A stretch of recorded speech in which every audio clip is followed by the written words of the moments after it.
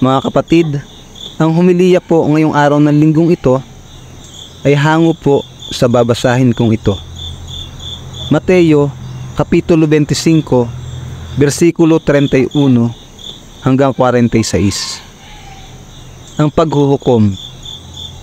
Pagdating ng anak ng tao bilang hari, kasama ang lahat ng anghel, uupo siya sa kanyang trono ng kaluwalhatian. Titipunin naman sa harapan niya ang lahat ng tao at sila'y kanyang pagbubukod-bukurin, tulad ng ginawa ng pastol sa mga tupa at mga kambing.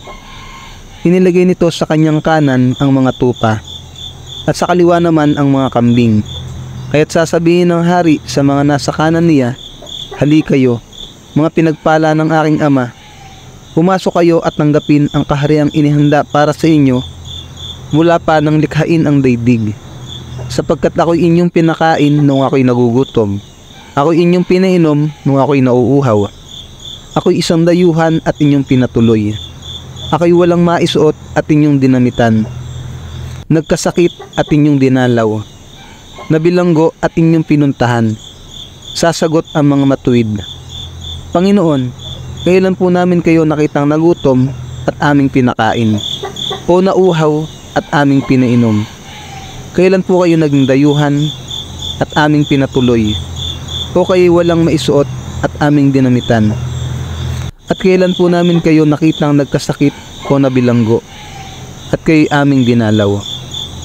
Sasabihin ng hari, "Tandaan ninyo, nang gawin ninyo ito sa isa sa mga alagad ko, siya man ang pinakahamak, ako ang inyong tinulungan." Sasabihin naman niya sa mga nasa kaliwa, "Lumayo kayo sa harapan ko. Isinumpa kayo sa apoy na di mamamatay, na inihanda para sa dyablo at sa kanyang mga kampon. Sapagkat hindi ninyo ako pinakain nung ako'y nagugutom, hindi ninyo ako pinainom nung ako'y nauuhaw. Hindi ninyo ako pinatuloy nung ako'y isang dayuhan.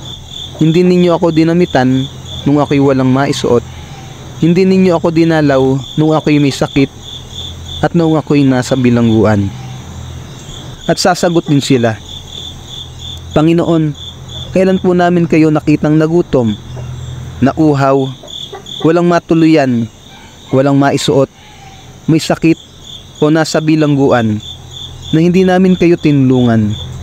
At sasabihin sa kanila ng hari, "Tandaan ninyo, ng pagkaitan ninyo ng tulong ang isa sa pinakahamak sa mga ito, ako ang inyong pinagkaitan. Itataboy ang mga ito sa kaparusahang walang hanggan, ngunit ang mga matuwid ay magkakaroon ng buhay na walang hanggan."